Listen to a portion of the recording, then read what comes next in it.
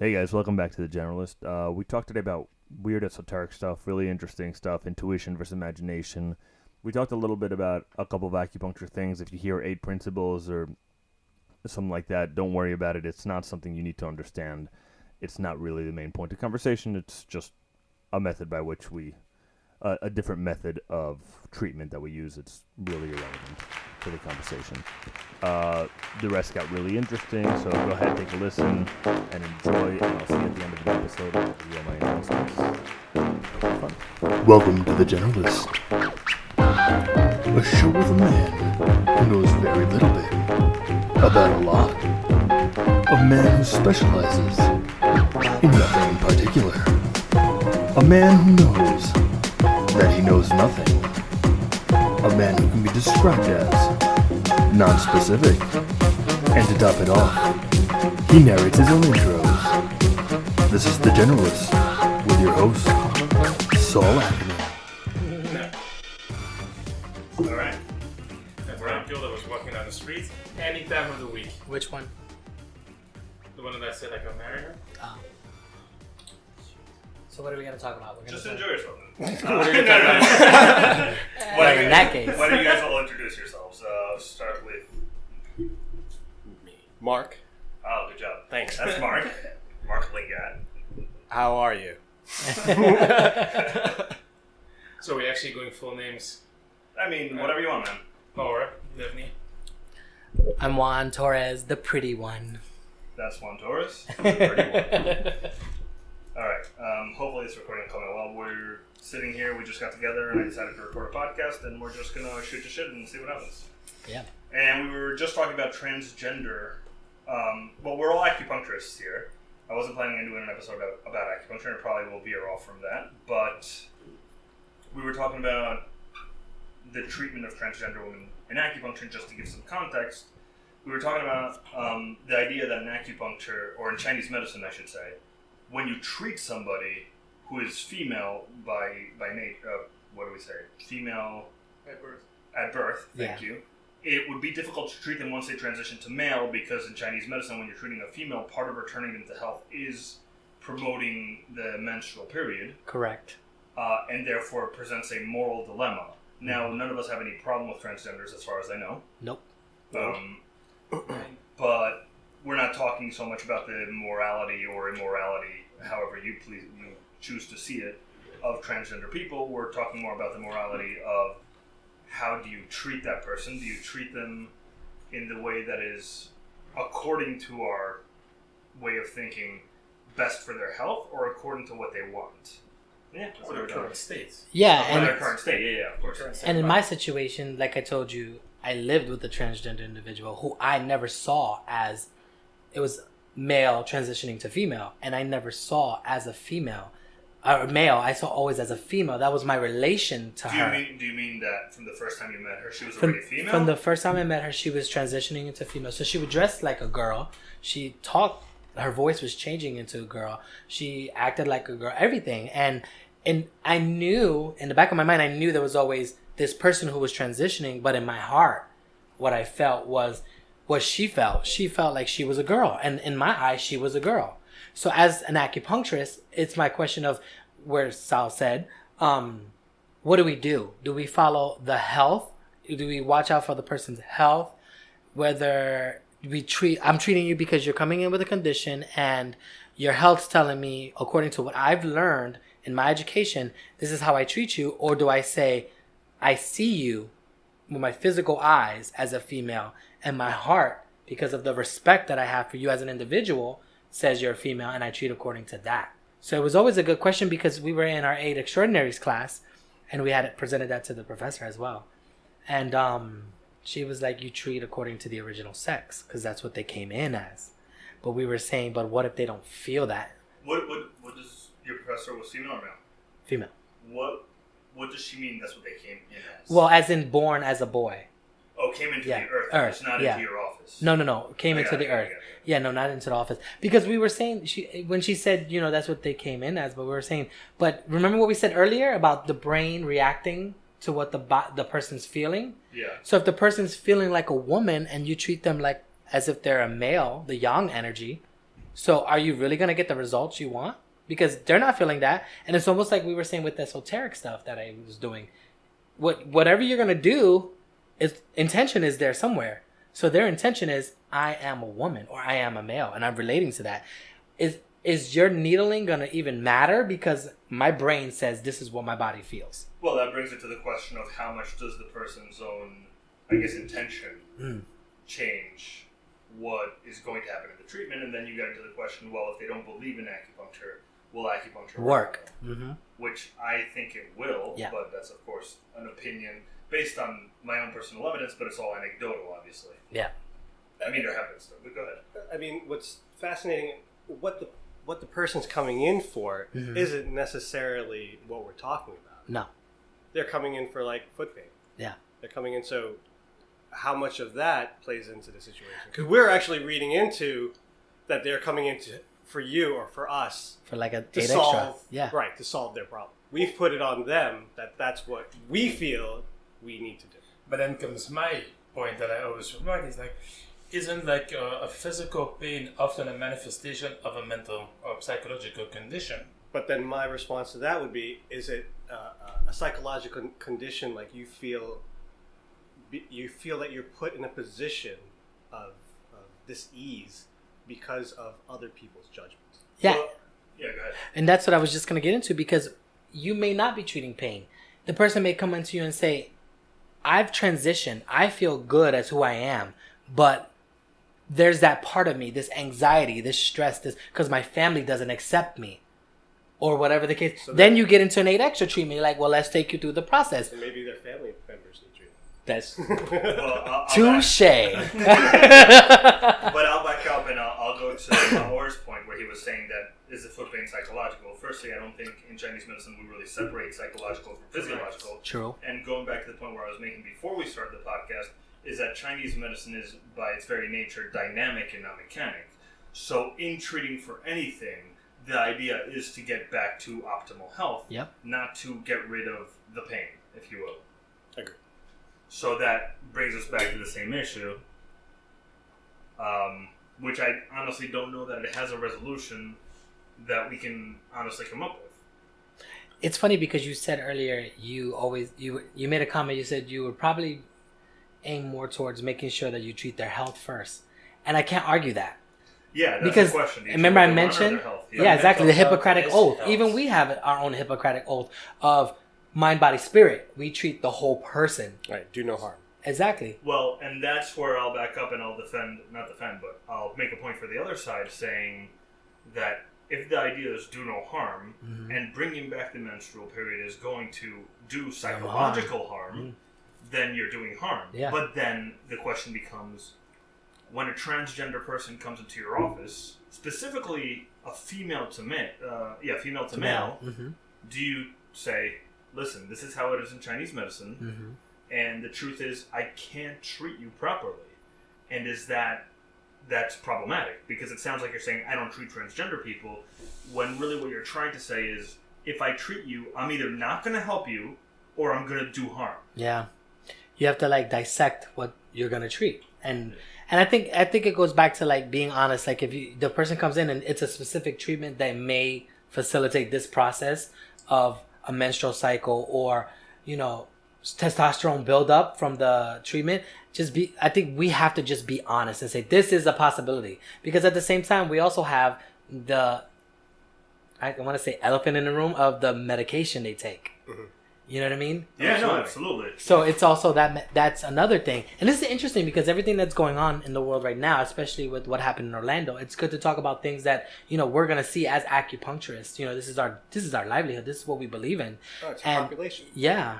And For sure. I mean, living with a transgender person, it's really interesting and it's great. It gives, and I'll be the first to admit, at first I was kind of uncomfortable with it because I didn't know how to respond, to her or whatever or whatever we were going to get into. But it was the best situation ever. How do you mean? Because I was it wasn't something that I was being a gay man, it's in the lifestyle, but I wasn't around it enough to be like, oh yeah, I understand it. She came into my life randomly.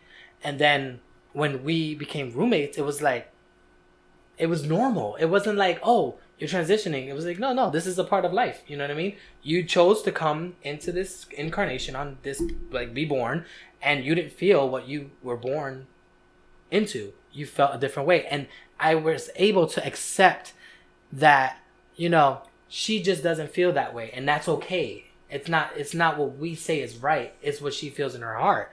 And whether the world or anyone else agrees with it, that's not her truth. You know, my truth was, I am a Hispanic gay male, and I'm okay with that. It's like, it is what it is. There's no, you know, there's nothing special about it. It's just, I think I'm special because that's just me. You know what I mean? And I love myself. But I was able to just look at her, and I swear to you, every day I saw a woman. I believe it. A woman. I don't see any reason why you wouldn't. Mm-hmm. The question, I guess, another question, completely diverting from acupuncture and kind of going into politics. Yes. Probably not a good idea. I guess the question becomes, and I'm purposely phrasing the question in an irritating way. I don't actually believe this. Mm-hmm.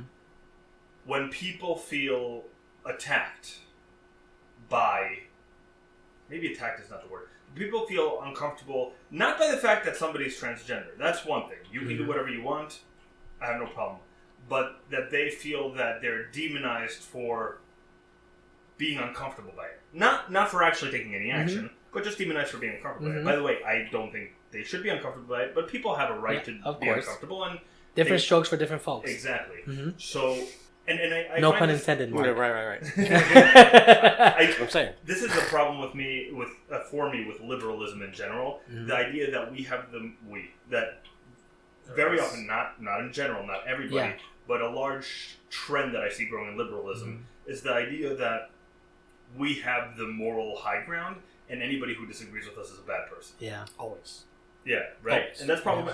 And I'm not a liberal. I'm not a conservative. No, speak I think freely. This is everybody- stuff that everybody wants to know and everybody, talk about. Yeah, No I know. one I wants just to- want to you make know it what I mean? clear that I'm just making an argument here. I'm not stating Right. my beliefs. But everybody wants to win. No one wants to be wrong. Yep. Well, it's more that also everybody's afraid of the unknown. And Yeah. it's a new concept that was very unknown and was not very spread out because, you know, there was no modern times, there was no technology, there was no freedom of information to be aware of those kind of existences. Now that it is, what do you do with it? Yeah, because our lifestyle, our society provides us with limited information. Even our history is limited to what we know. And then we get all these like conspiracy theorists who provide information to the world. And then it's like, it clicks on some people. Wait, let me research this, because why weren't we learning this in school? Like, why does our history only go back so far back? You know what I mean? Can I tell you my favorite conspiracy theory that I just learned today from a book I'm reading? What's that? It's called. I don't believe this, but it's a great one. Mm-hmm. It's called the Time Ghost or Times. I forget what it's called, but essentially the idea that everything before 1000 AD is completely made up. OMG. That we literally have no record of history before that, and that's just one part of it, and it goes in for layers, and I can't remember Just what like- it gets way crazier. It's really it's Just fun. like they can't explain why the pyramid and the space in between is so accurate, and how did they build that with not having the modern technology that we have. Yeah, It's kind of like, how do we explain these things? We just make stuff up so people can be like, Yeah. oh yeah. You know what I mean? You have to read a book that Mark's already reading. Did you finish it? Almost. No, halfway, 2/3. Called Magicians of the Gods. Oh, I'm so going to read this. Sounds by amazing. Graham Hancock. Ah, awesome. And that's not the major subject of the book, but that is definitely covered in the book to a large extent. I would See what I say, mean? but, Like, yeah. it's crazy. Like, how do you get hieroglyphs and it's advertised that show spacecraft? Okay, so where did this... What are we being taught? What are we not being taught is more the question. You know what I mean? A famous quote that Napoleon Bonaparte said was, "History is a set of lies agreed upon." And I take you back to the Council of Nicaea. Yeah. Who knows what happened? It's crazy. It's like, I always question, because... And for me, you know, being, you know, coming into Chinese medicine and, you know, doing the energy healing work and stuff like that, and opening my mind to, like, expand the concepts by which I, you know, live my life, and being into it as well, because of, you know, opening my mind and connecting with people and just feeling different things. And I'm like, wait, this doesn't make sense with what I was taught. But luckily, I decided to say, I'm going to take a chance. I'm just going to open my mind and see what happens. And then speaking to people, giving them information, and it's like, how the hell do you know that? In the beginning, I would question. I would be like, well, how do I know that? I'm like, okay, I'm going crazy here. Yeah, when I was told that you do that stuff, I was always interested, but I never approached you about it. Yeah, it's crazy. And in this one here, challenged me. You know, he. As it you was, should. We were. I mean, if you're being honest, which I have no Yeah. reason to believe you're not being honest, you should be challenged, Yeah. right? And I would imagine that you approach it with that mentality as well. I mean, he can tell you what happened. Yeah, no, I just always put them that if you want to say something, you just have to own it. Yeah. Period. And if you want to own it, it makes sense. Explain yourself. And we were in clinic, You were in kind and you pulled me up to the side, correct. and he was like, "Well," he's like, He has a face on like, I don't want this on a podcast. And that's for sure. "No, we're not gonna go into details." Let's try. So I'm not gonna get into detail, but he was like, "So since you're so You intuitive," want to sit, Jim? no, and I don't refer to being psychic because I don't refer myself as being psychic. I'm a healer, and it allows me to be in other people's energies, and when they open their heart, stuff comes through. So he pulled me up to the side. We were in clinic. I was actually Mark's assistant, and I was like, "Really?" I'm choking him right now. Guys, what the fuck? Silence your phones. Yeah, that was me. I was gonna say, wait a minute, mine is on silent. No, that was me. That was Somebody stop me. So, so he asked me some stuff, and I was like, all right. Well, he didn't ask me. He was just telling me to tell him. And I'm like, okay. And it's always uncomfortable in those situations because you don't want to let the person down, especially if they're opening up their heart to you to be like, hey, look, what can you tell me? And so I told him some stuff, and everything started lining up, you know? Meaning whatever I had told him had found its way back around in time. And I don't question it. I just say, you know what? This is what I'm feeling, blah, blah, blah. Keep it moving. I'm just going to say it. Because at times I do question what I hear and feel because it doesn't make sense. But they always say it's the stuff that doesn't make sense. Like I said, history doesn't make sense where you need to delve deeper into it or say it and see what the person has to say. And being a healer, all of us, we've opened that door, regardless of whether you were trying to or not. When you open your door to take a person in as a patient, you open your heart, you allow them to open their heart, you're creating an energetic connection that is proven by science, an aura from one person to another, and there's a beat within that aura, and you're giving it a chance to like enter into their life. That's really interesting. What you do with it is up to you. That's why I said this is interesting about the transgender stuff, because what we do with this and how we react, that's why I like what you said about, are you the doctor? Or are you the friend? Or are you like the intuit? Who do you choose to be? You have to adjust to the situation. But when it comes to information about someone, you have to be honest. You know what I mean? Yeah, I was going to ask you to do me, but I think off the podcast. You mean a psychic reading, right? Wait, Yeah. do you how? Do me, baby. We have to be clear. Or it could be Dan la tu cuerpo la alegría Macarena. Yeah, It it's could be like that also. we had just recently we had a treatment scheduled, right? Mark, and there was someone in here who's a good friend of both of ours. And Mark was supposed to be all of us actually. Yeah, correct, all of us.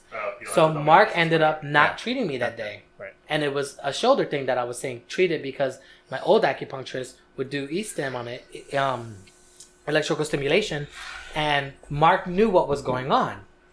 And I said, while I'm being treated, it wasn't me I was being physically treated, but I was receiving a bunch of downloaded information for this person, not knowing what had happened prior to me getting here or what the person was going through. And I sat down and I said, we need to speak. So I just want to Yeah, go clarify ahead. because we've actually never talked about this Yeah. outside of it. This it's a fascinating case not only for you, it's also a fascinating case for me. Mm-hmm. So working with a person for a long period of time as a clinician and going straight, not using any intuitive techniques. Mm-hmm. So I mean, this is a conversation that I've had for myself lately. That when we use intuitive techniques, sorry, Mayor's doing like weird Hand sign gestures, language. and we're trying to like. I'm distracted. Yeah, I sorry. totally lost you. Yeah, sorry. I'm Sorry. just gesturing So to here's- me who yeah. the person is. So going through a case, just say in general, going through a case, and I'll have moments in time that I would want a person to walk through their own stuff, that I won't use the techniques that you use, right? And the difference between the techniques are I will know what a person, I will try to work a person into what we call in Chinese medicine the mandate of heaven. Yep. Whatever in Western terms, how I would say is. I'm going to let you finish the story, but I'm going to ask you what you mean by that. Okay. They're in Western terms, I would say they're peak performance type of, I don't know, persona. You know, whatever you want to accomplish in your life, I just try to get you to achieve that. Not only achieve it, realize it. So working with Juan for years and going through the medicine and even through my own undergrad degree, I've always seen this type of personality just buried in people. And I think that people have their own emotions, their own traumas and different things that go on in their life that they don't live in what, you know, I'm doing air quotes, people don't live in the now. And they don't want to try to move past their material world and things. They get stuck in certain aspects of their life. So I try not to reveal things to them until they've seen it for themselves. Yeah. But I'll lead them to it. But it's also a technique that Juan could utilize. He just does it very abruptly because that's what they come to him for. Yeah. I just chose not to do that because clinically it's hard to substantiate. You know, people do want to see magic, but the majority of people are afraid of that thing. Yeah. So going back to this one particular person, I walked them through every single thing. And what Juan did in that one session is reiterate every single thing that I had gone through, that they had gone through in the last, I don't know, how many weeks. So this person, and I'm just speaking about the power of having taking certain people, because not everybody has to have that, but taking certain people that they just need an overwhelming amount of confirmation in order for them to move forward. Yeah. Whereas you can tell this person almost on a weekly basis the same thing. And when Juan will walk in and tell them the same thing that I just said, all of a sudden the spark just happened. And this person's life just turned around in literally minutes, seconds. Really? You could see it. Just her personality, her energy. Juan and I did this a lot when we worked together in school, and we don't actually do it a lot now. Where I would do the acupuncture part, and he would do a reading, and we'd move around. That's actually how we met. We were set up by Andrew Huey, who we share an office with. So we would do this with a lot of patients, not knowing that this was a relationship that ended up happening. And I saw that the last time that you were here, just happened to be here while this person just, she knew that she wasn't actually coming in for a treatment. She was just coming by. And she knew that I had an empty spot, and I knew you were going to be here. Yeah. And I intentionally stepped aside to let her work on you. Yep. Because this is also this thing that happens as well. You have to have this moment where you have a confirmation, but you're actively moving towards this confirmation. So she was doing all these physical, mental, and emotional things, and all of a sudden, boom, at the end of it, you were downloading, maybe because of, downloading's not a really good way of expressing it. That. But but her working on you, there was a relationship that was reestablished, and she had been seeking you out for a while. Yep. So I sat in the back. I said nothing. He said nothing. Zero. Nothing. I sat in the back. I think I was either playing with my phone or The eating. only thing he said was, she was like, "This is your treatment. This is your patient." He was like, "No, this is your treatment and your patient today." And I sat in the back. I gave her the prescription that I would have done.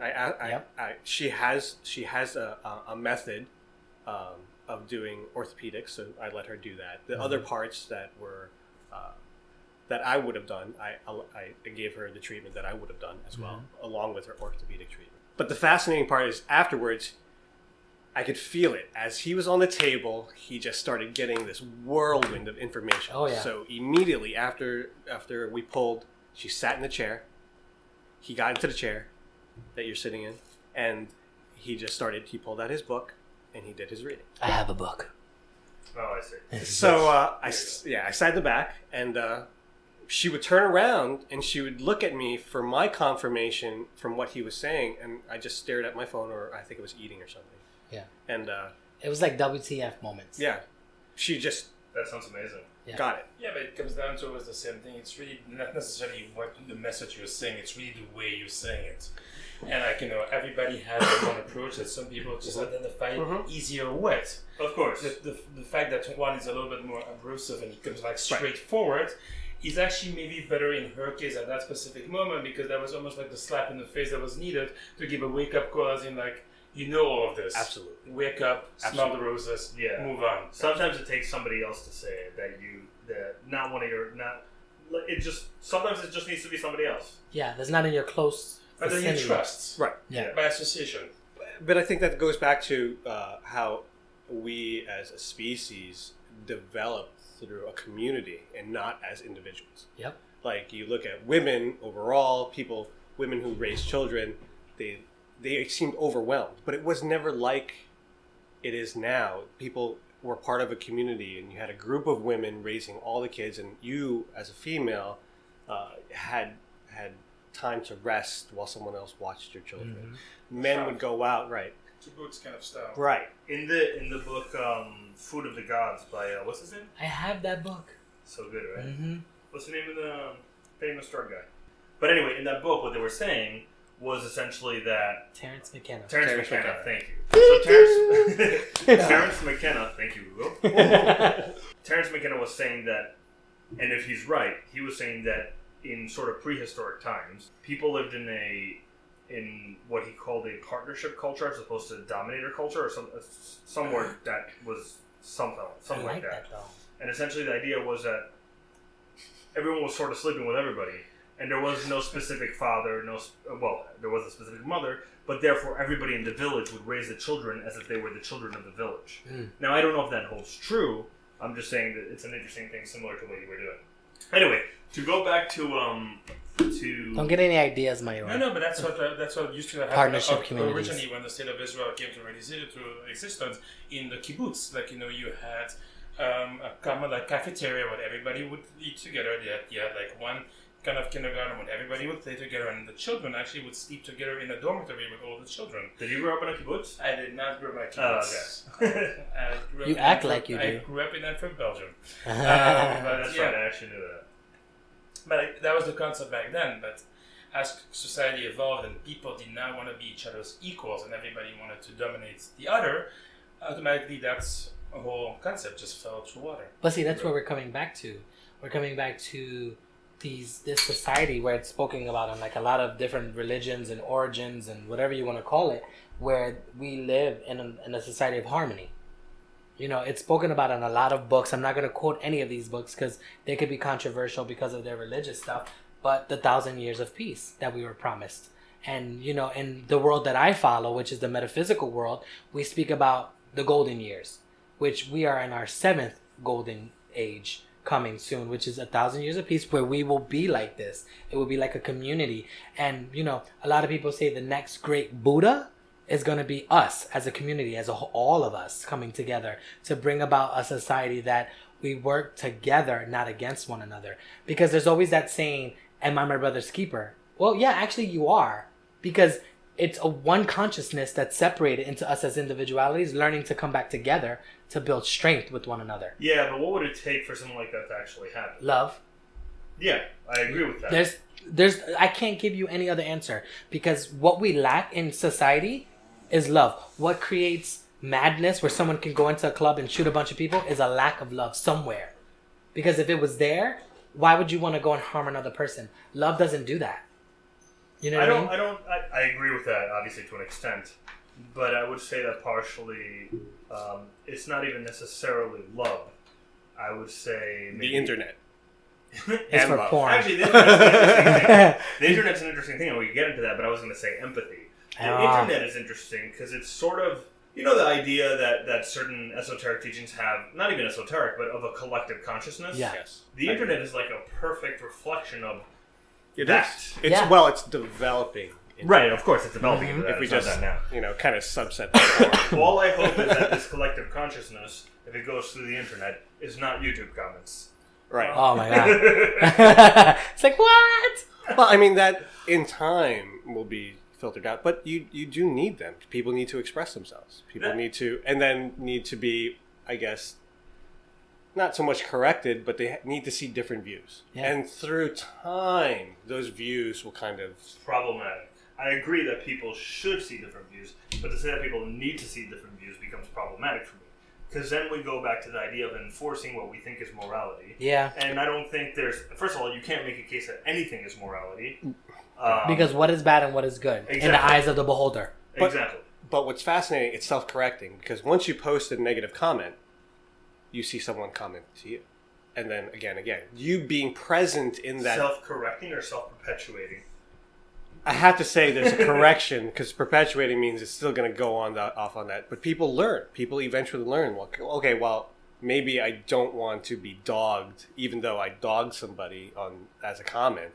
I got 500 comments for my one, because, and they may never admit it, but it will make them think. You think internally, subconsciously, it makes a mark? Everything does. Everything does. Sure. Everything does. You walking down the street and seeing the sun on the left side, that one instant will tell you the next day, oh, well, I'm going to walk down and maybe I should bring sunglasses with me. And you know Even why though that you don't makes make sense? that, And you know why that makes sense? Because everything is energy.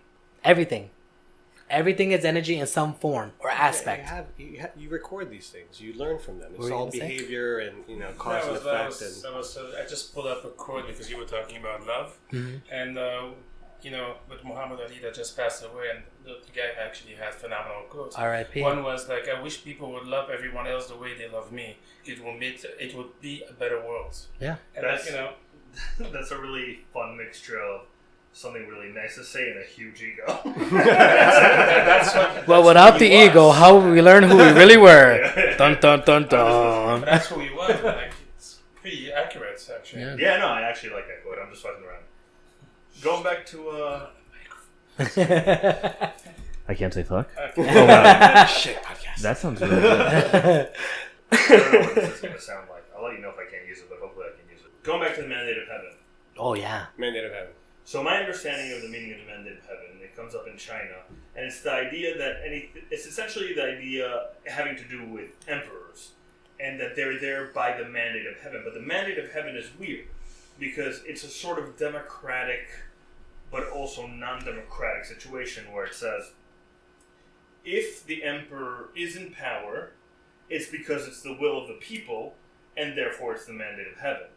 If the will of the people is such that the emperor shouldn't be in power, it will become the mandate of heaven, and the emperor will be taken out of power, not by the people, but by circumstances, which sometimes are the people. Sure. So what do you mean? That's my understanding of the mandate of heaven. I could be wrong. And you are much more scholarly than I. I don't know about that. I just... Remember it. So, what I pull from that is similar to how I see the prescriptions for an individual. So, in that case, the emperor would mean my patient, All right. and it doesn't matter who they are.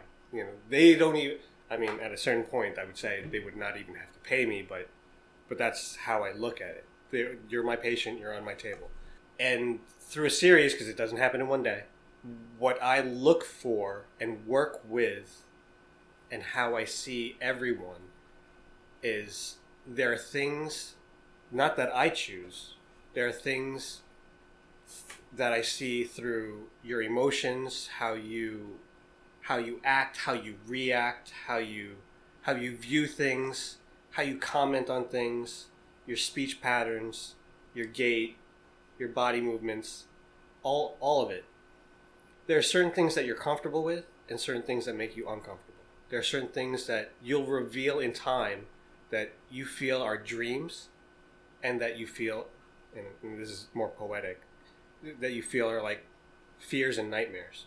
And so I see a pattern of that with that person's personality, that things they want to accomplish aren't necessarily impossible.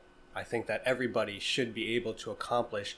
I'm not saying everyone should win a Nobel Peace Prize, but I do feel that everyone should attain a certain level of happiness, of fulfillment.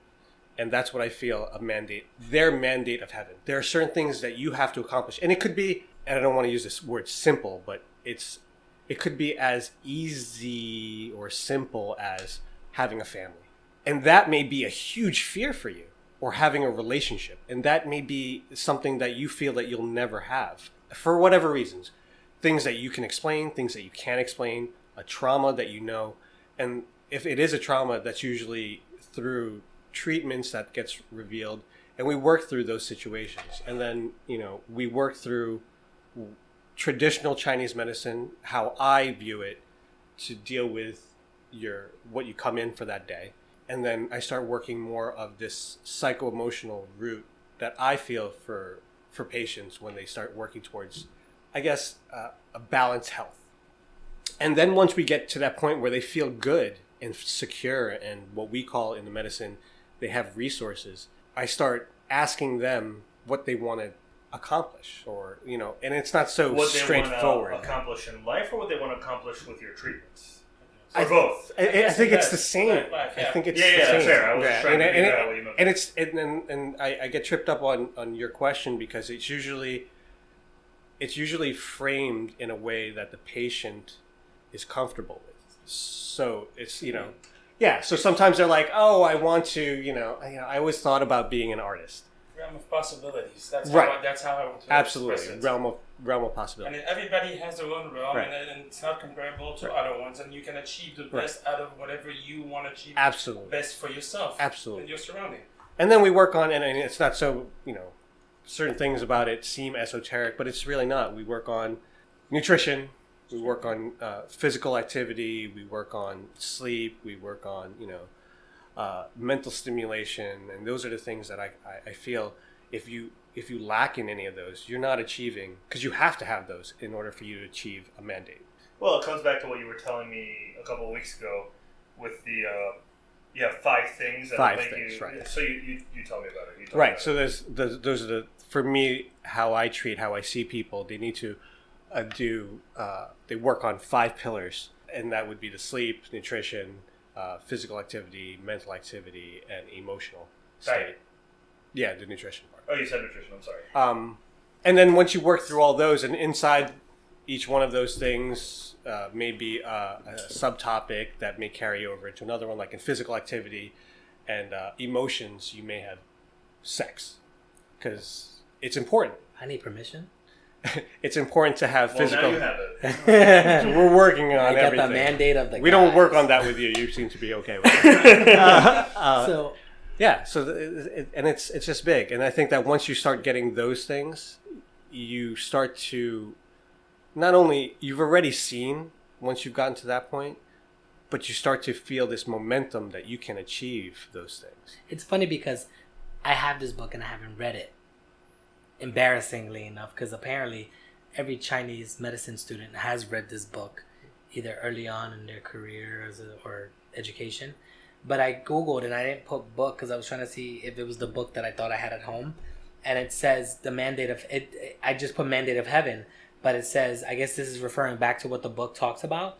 The mandate of heaven is an ancient Chinese philosophical concept which originated during the Zhou dynasty in 1046 to 256 BCE. The mandate determines whether an emperor of China is sufficiently virtuous to rule.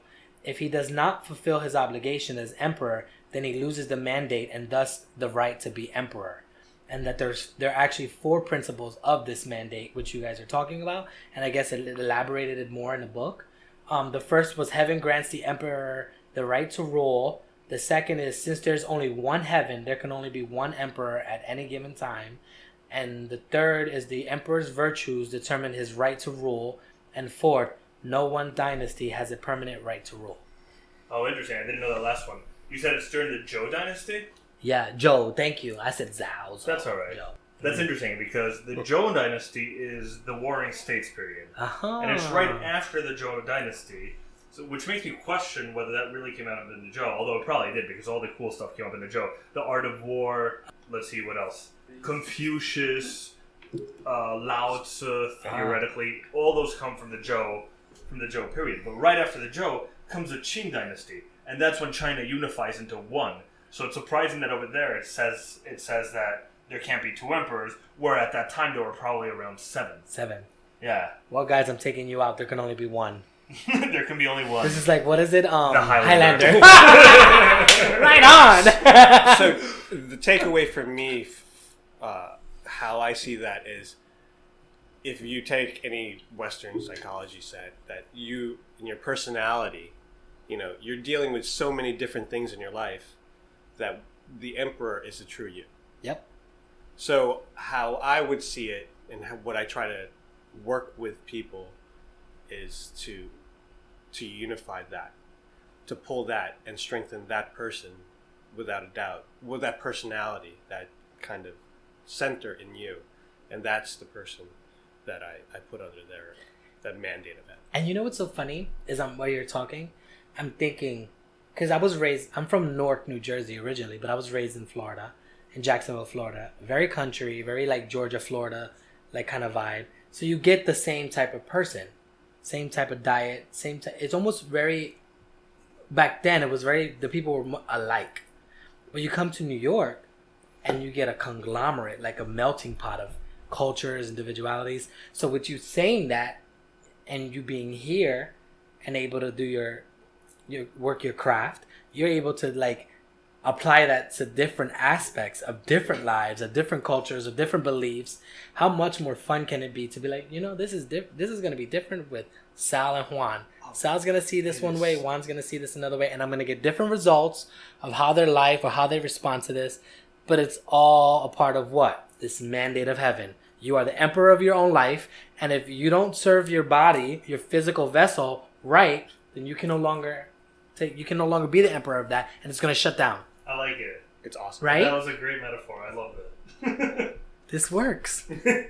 I want to go back to you, Juan, now that we're not talking about this at all. But Do not talk about that time in band camp.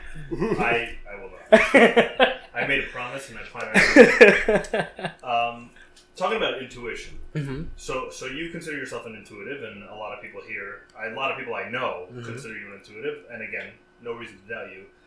My question is, how do you know when something is intuition, and how do you know when something is imagination? How do you differentiate between them? Intuition is imagination. In order to have an intuition, you have to have some type of imagination because you're seeing outside of yourself. What I always do is there's always this thing I tell people. I say, if I know something, the way let me tell you about the way it started. When most people would go see a psychiatrist, they're like, I'm seeing or hearing voices or blah, blah, blah, blah, blah. For me, it wasn't like that. For me, it was like, when I was little, I was raised Christian. I used to talk to the Holy Spirit. That was right for me then. And then at the age of, I'm not going to mention because I don't want you guys to know my real age, 23,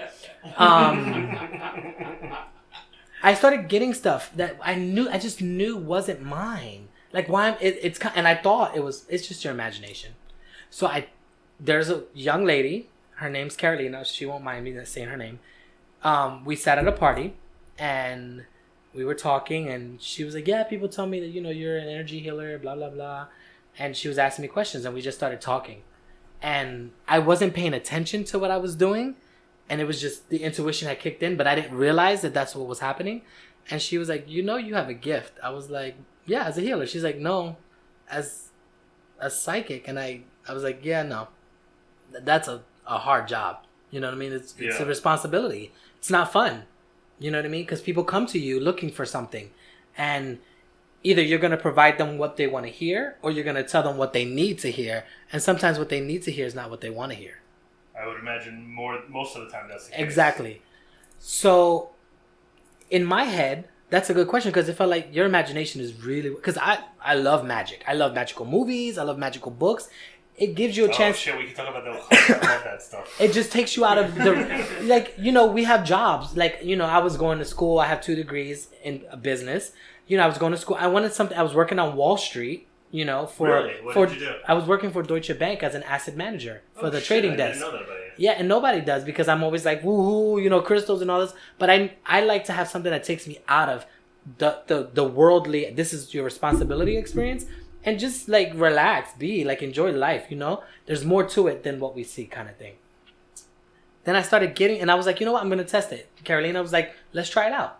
So we practiced, and I was practicing, and I'll admit I used tarot cards the first time to see what I would get. You know, now I barely even use those because I don't interpret it the way the book says. I'm like, oh yeah, this is what I see. And it always sounds weird, but it makes sense. So I would ask when I felt like comfortable, and it was all new because there's times when you say things that I had to learn. It was a learning process for me. There's things I said that I maybe should not have said. Do you have a teacher? Did you have a teacher, or you just learned by trial and error? Trial and error, but I had a few teachers who were like, they were short-lived. I see. But there was one teacher who she's a psychic medium. She's a medium who she worked for Deutsche Bank as well, and she was in Florida. But it was a phone Deutsche thing. Bank full of psychics. Yes. If you want to become super intuitive, work for Deutsche Bank. This program is brought to you by Deutsche Bank. The number one promoter of psychic healers. And the funny imagine the funny thing was she was working here in New York, I was working here in New York, and none of this came up while she was here. I never met her while she was here. It wasn't until she went to Florida that we made a connection because we were working directly in line with one another, and it came up randomly. And I told her, I said, you know, a lot of these things, like I would do my energy work on people's body because I learned Reiki, and I was receiving acupuncture, and it was massage therapy first, then you receive your acupuncture because I hurt myself on the job. And the guy there was heat coming out of his hand, like more than normal. And I said, what are you doing? Like, he said, what do you mean? I said, there's like heat coming out of it. It feels like a heater. That's not my hand. I'm just heavy breathing on you. Say my name. Do you like it? I love it. I also want to point out for the listeners that you have to explain Reiki. Oh, energy healing. Good call. Yeah. Good call. Good call. Reiki is energy healing where you use your hands to transmit universal, they say, energy, because you should never use your own personal energy because it'll drain you. Some people call it prana. We call it chi. You're just a vessel. You transmit it to the person to create like a balance within their energy body, around their body. Most people know that as the aura. And I asked him, I said, what are you doing? He says, it's Reiki. And I thought I was like, what is that, like a Chinese dish like Szechuan chicken or something? And he was like, no, it's energy healing. So I researched. Long story short, I started feeling things when I would work on people because I wanted to like actively do it. And the first thing that came to me, which was a big thing for me about whether it was imagination or whether I was really feeling it, I was working on a young female, and I felt a lot of cysts near her ovaries and, you know, the female area, the sacral chakra. And I asked her, I said, I feel something and I don't know. I feel like I'm being pushed to tell you, can I be open with you about what I'm feeling? And she was like, yeah, definitely. That's why I came. She's like, I needed you to work on me because I have some things going on. And I was like, do you have cysts near your ovaries? She's like, yeah, they're about to move like 6 of them. Oh, shit. So that was the first time that it really was, do I go with imagination or do I follow my heart? And what I know that it was kind of like, you know, when someone is annoying you and doing like this, are you going to say something? Hey, and they're just poking you. And that's what I get a lot. Like if I don't say something to someone and I intuitively get it from their spiritual guides, mine, or whoever I'm communicating with, then they will nag me to say something. And I also when I get images that I know I know my life. I know where I'm headed. I know things about me. And plus, they don't tell me anything. Because if that was the case, I would have been rich. I would have won the lottery. But they don't want to give this to me. So if it's something outside of myself, I know it's not for me. It happened yesterday. We were in treatment. Something came through for a patient. And I was like, yeah, I'm getting this, that, and this, and that, and this. The one thing that came through, and I saw Florida. I'm thinking Florida, you know, it could be me. I was raised there. Right. It's like, I'm not dealing with Florida right now. There's nothing. I was like, what's up with Florida? And she was like, nothing. Right? Just like that. And I'm like, maybe I'm losing my touch or something. And then I was like, I don't know why, but you need to resolve something in Florida. There's something you have to handle in Florida. You're going back. I'm not going back to Florida. She goes, well, my mom lives in Florida. And she doesn't want me. And we haven't talked in 5 years. and the waterworks happen. Oh man. So she was trying to hold back on something that I was being told needed to be said. And I was like, all right, I'm going to say it. Because I always listen to my guidance. I'm like, if I'm just going to say it. She was also, I'm not going to get into detail. But anyways, she reached out to me. She was like, a few other things came out. She's like, no one has ever seen what you have seen and my abilities and all this other stuff. Can we talk? So it is a form of imagination because you have to, some people, I get mental pictures and I see energies. I don't see as actual physical forms. You have to learn how to decipher and discuss this or explain it to the person the way they're going to be able to relate to it.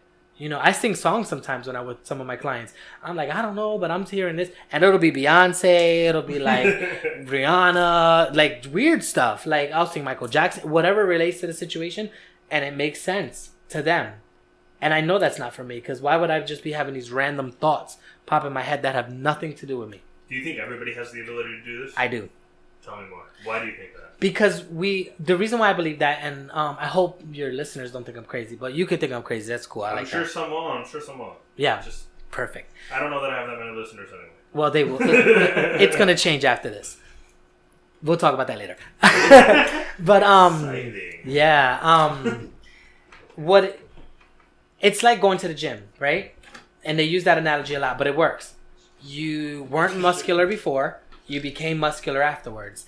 Every person that is incarnated on this planet is spiritual, whether they accept it or not. You could be atheist. It doesn't matter. I respect atheist people because their views are so elaborate on life. It was an atheist person who got me to believe in aliens, surprisingly enough. But we are all spiritual beings having a human experience, not human beings having a spiritual experience. If we were human beings having a spiritual experience, then we would not have all this history to back up what has been happening, like with the Mayan cultures, the Egyptians, all these cultures that have. How do they line up pyramids according to a star system? He's got to read this book. Like how do they line up like, and we call them. So we say that they're not as intelligent as we are, or have as much knowledge as we have now. According to Sirius, the Pleiades, even the Bible spoke about the Pleiades, and I didn't know this, and I read that book from page 1 to page whatever, Revelations. In what language? English. That's problematic. English.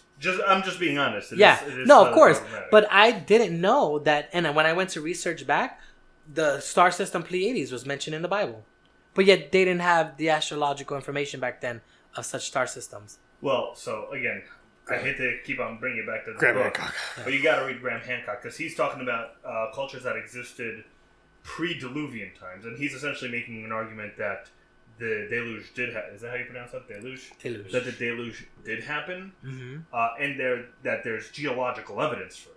And he's basing it all on actual scientific principles. He's not just saying things because he feels that way. Yeah. Which is important if you're trying to communicate to a lot of people who aren't necessarily going to believe in something you're just saying. Yeah. But he said there's a place called Göbekli Tepe. Göbekli Tepe. Take a trip. It's in Turkey. Turkey.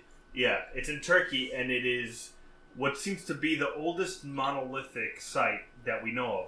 And there's evidence there of astrology already, or maybe astronomy. I don't know what you want to call it, but I think it kind of...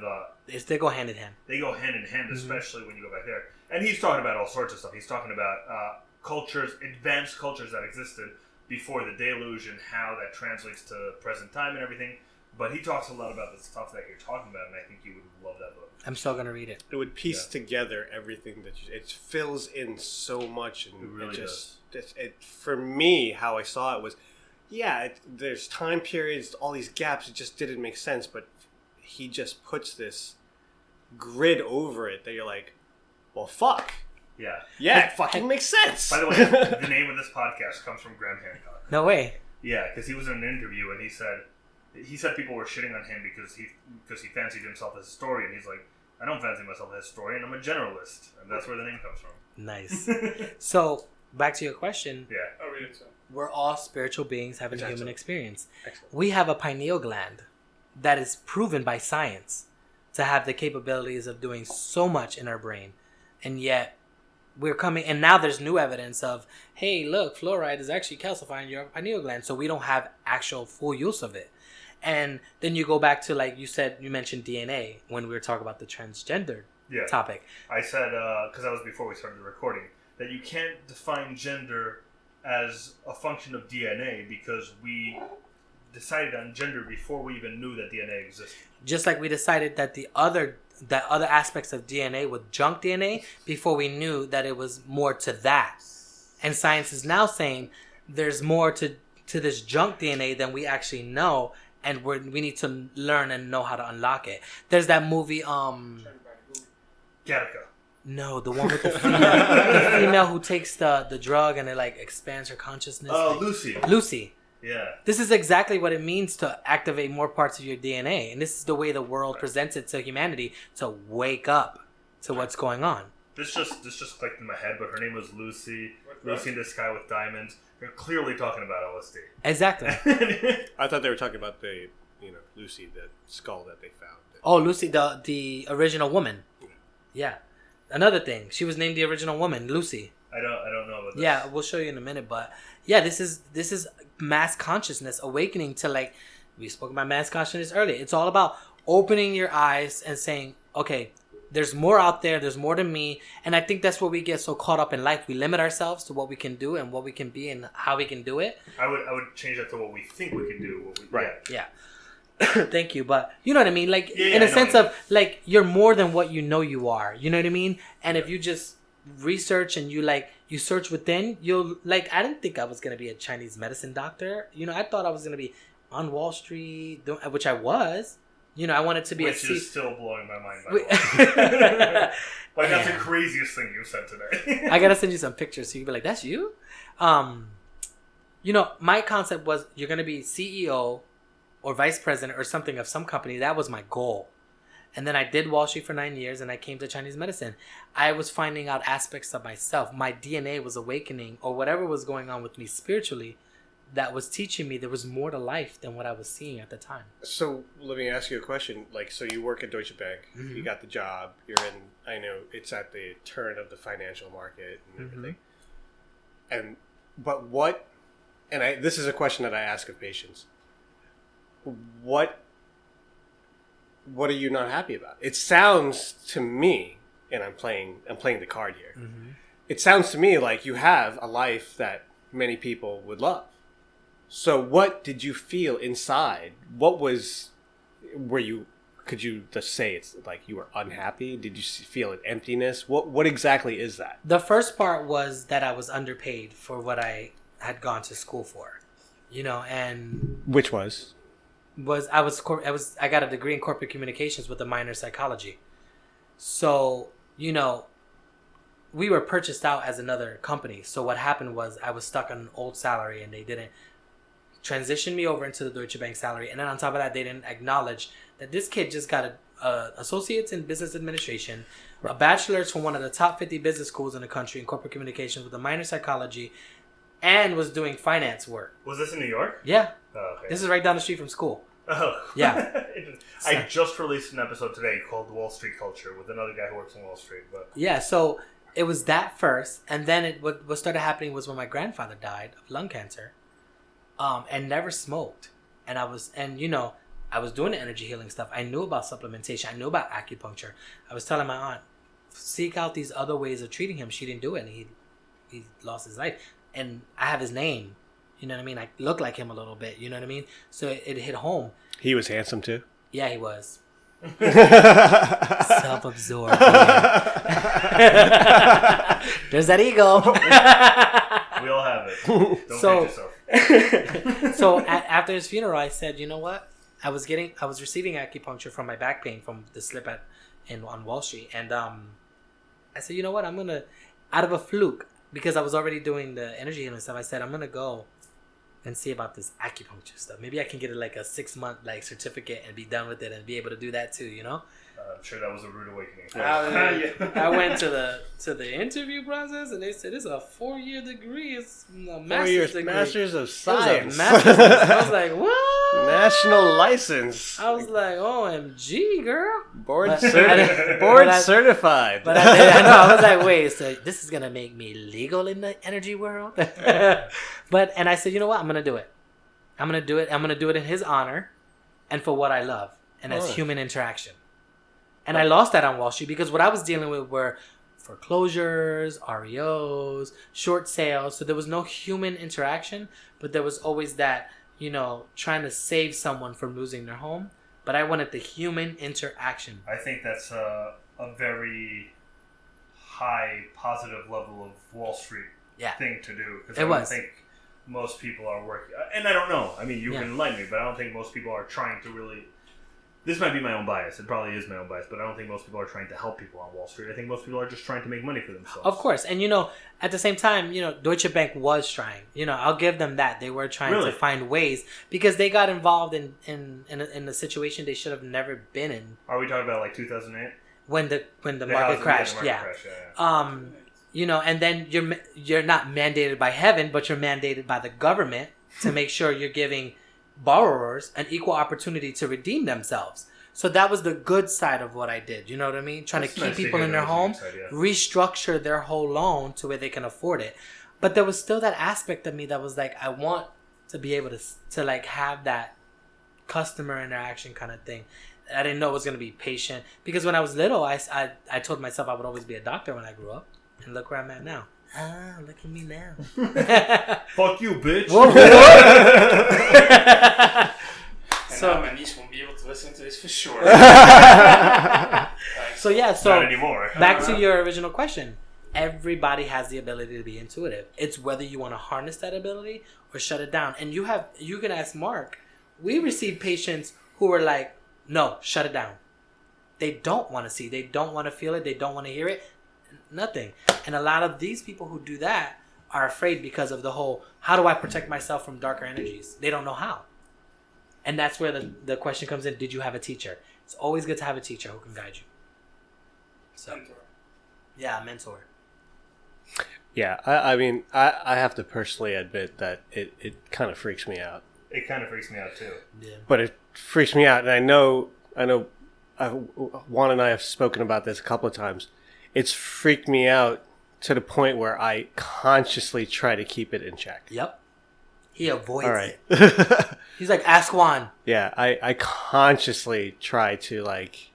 That's interesting because I don't have any personal confirmation of these things being true, but I like to think that they are. I never say I believe anything I say. I think they are. I think they're not. I think they are true, and I have a desire to explore it, but I don't know that I can because I think there's also a deeper fear, more subconsciously, preventing me from exploring it. A lot of your stuff has to do with past lives that you had that you don't want to tap into. Juan, you're killing me. I want to hear so much more. Yeah. So can I go in general stuff on your podcast? Yeah, It's not yeah. going to be anything in detail. I know what to say when we're... Well, you're gonna do a read?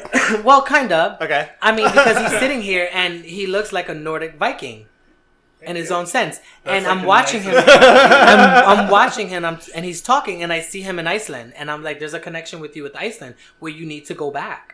There's also a connection where you were one of the ones who helped with the Easter Island, the heads that are underground. Son of a bitch, I knew it. So you did something You're a with moa. getting them in the ground. You did a lot of the landmarks like that we have that are vortexes. You were here during those times and you helped What do build you those. mean by vortexes? In other words, do you know Stonehenge? Yeah, It's a vortex. I see. There's a vortex of energy. It's there for a reason. It's on a ley line. You knew this. You were part of a group of people who came to the planet, set these things in place for this time that you came back for. And you're going to be back on this planet because you're going to be here during the awakening of what we call... This planet has a name. It's called Terra. We call it Earth. But her soul in the metaphysical world is known as Gaia. Gaia, You knew then when you were incarnating that I'm preparing the way for what's about to happen. Like, hence why I felt like I needed to speak You know about you're like super stroking my ego right now. Really? Right? Yeah. and it's not even my... But remember, it's not all good stuff. No, Yeah. I'm sure it's You not. know? But, you knew this stuff and you were part of a group. Every one of us has a job and we did things. You were part of a group who helped put these vortexes in place. I was just going to tell you, have you heard of Mount Shasta? Because you need to go there. I don't know what that is. It's in Northern California. A lot of really crazy spiritual stuff. Road happens, trip. especially esoteric, like I mean, extraterrestrial stuff up in there. Whenever you go to a place like this, parts of you activates in remembrance, and that's part of the reason why you don't want to tap into, because there's some dark stuff that you did, especially as a Viking. You did some really bad things to people, and because Vikings weren't always, they were the good guys, but they weren't always known as the good guys because they were who thought outside of the box, and hence got the bad names because they didn't live by the rules. So you guys had to do some crazy stuff that you don't want to remember. And you shouldn't have to remember, because you're in this life to be who you are now. Hence why you're treating patients, because you're healing the people who you've hurt. Interesting. So you don't think people should remember their past lives, or sometimes yes, sometimes no? I think yes, but I think there's parts of it people can't handle. it's time related. Yeah. And there's hurt that comes with that.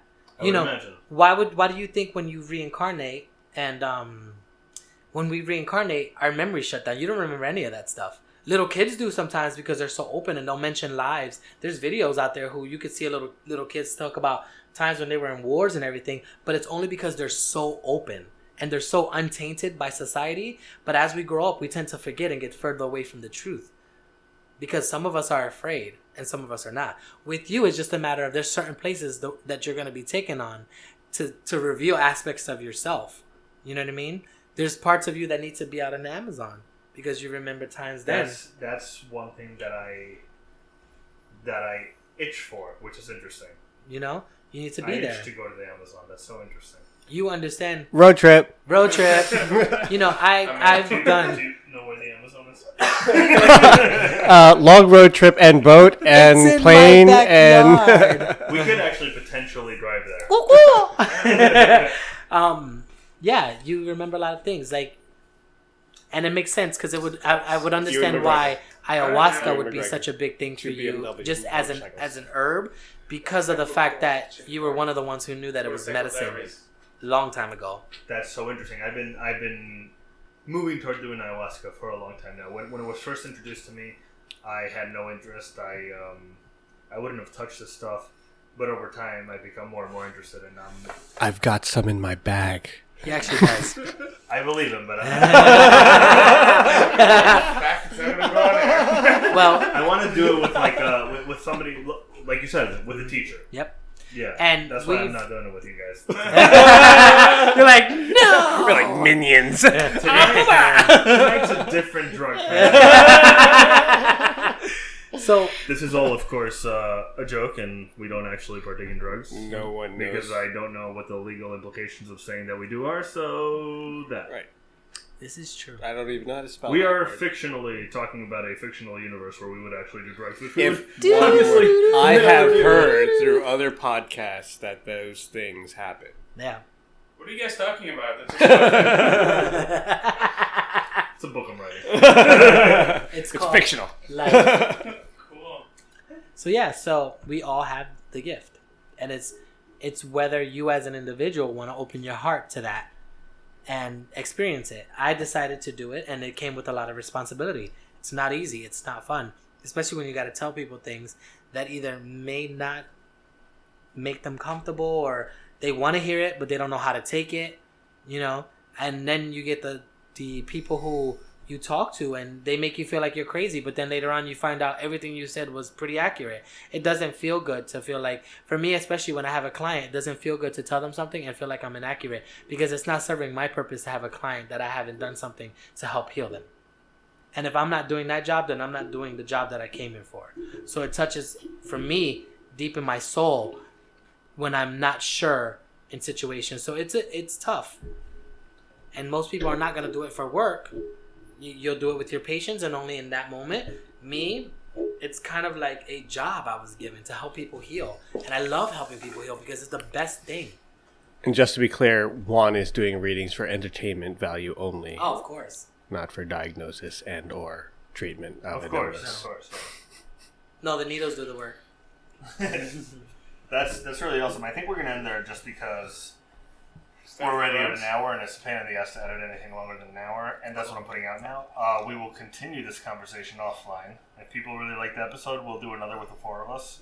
I'm interested as fuck. So why don't we cut and then you can do another hour? Well, We could do that. Yeah. Or you want to do that? Cut it, and then you could not show it, or do it or not do it. So All right, wait, all right. last words before you end this. Yes, I have well, first you tell me last words, because then I want to offer something else to you guys. So my last words is always remain open to explore, discover, to know, and just don't have any judgment. Just let it be. Judgment is ego. Yeah. I want all you guys to be able to promote whatever you want to promote, whether it's your practices or a business or whatever the fuck you want to promote. So go ahead. Really? Yeah, I don't know if I'm really. going to promote stuff. I don't know. I guess I just focus, and I guess it's really just my passion of like trying to help or walk with people doing their mandate. I think that everyone has that thing, and I think that, and it may even be selfish for me, but I love seeing people find that thing and move towards that thing. That like, gets me up in the morning. Yeah. That just it's awesome. So I don't know. You don't want to promote your practice? Yeah, I mean, you can come see me, but I guess you could put it in the show notes. Do you do I notes? will definitely do show notes. I will have all your practices if you want them to show notes. If you want to give your website or something right now. I don't do feel free to websites. do so. This is He's at 373 Broadway, Suite 506, New York, New York, 100. Well, that's actually where we are right now. That's Martinga and that's Juan Torres. Oh, that's true. What do you think And about that? Mar, how about you? I have no business to promote at this current time, but I would love to continue promoting those kind of thoughts for everybody to be able to reach higher grounds of possibilities. Don't lie, because we're actually working on a product. That is correct. We're working on a product that helps people with nutrition. It's going to be a while before we get it up and running, but we're in the test phases. It's called Remedy. It works on nutrition. We do work with Remedy Teachings, which kind of works with practitioners in our I just medicine. want to stop you before you go on. Make sure you don't give too much detail if you haven't patented or anything this product. Because if anybody hears it, I mean, I don't like to think that way, but I'm just going to be honest. There are people who will probably do that. So what I will do, however, is when you do come out with your product, I will promote it in the show notes for this episode retroactively. And hopefully, if you remind me, I will mention it in whatever episode I'm releasing then, that you guys have finally come up with a product, and I'll put it in the show notes for that episode as well. So then you can edit it and go. As I said, thank you. You sounded so intellectual. He is. He is more than he pretends to be. Alright, I'm going to stop this now, save it, and then we'll start part 2. That's really fun. That would- If you like the show, please donate $1, or even 5, or 10, even $1 million. Hey guys, thank you so much for listening. Tune in 2 weeks for the second part of this episode. This is only part 1. As you can tell at the end of the episode, we talked about part 2. I did record a part 2, and I will be releasing it in 2 weeks from now. As far as the general announcements, we always go. Check us out on Facebook at the Generalist Podcast. On Instagram at the Generalist Podcast, Twitter at the Generalist PC. Go on our website, check out episodes there, old episodes, new episodes. Go through our show notes in the episode section, which will have all the books mentioned in this episode. If you buy through the links in those books, you'll get a percentage of it through Amazon at no extra cost to you. If you're buying anything else on Amazon, you can also use the link at the top of the show notes or in the donate page, where we will also get a percentage of your purchase. We will not get your name. We will not know who you are. We might, I believe, know what you purchased, but we will have no idea who did it, so you shouldn't worry about that. We get a lot of those, and we won't know who did what. We will not get your name at all. You can donate on the donate page if you want $1, $1 million. Enjoy yourself. And other than that, enjoy. Stay tuned for part 2 in 2 weeks. And I'm fairly sure I didn't miss anything there. Yakshimash. If you like the show, please donate $1. Just a penny for your thoughts. Ooh. If you like the show, donate $1. I'm ready. Can you Okay. do the real one? Yeah. If you like the if you like the show, please donate a dollar. You don't sound like you have a real British accent. If you like the show, please donate a dollar. All right. If you like the show, please donate a dollar. All right, you're fired.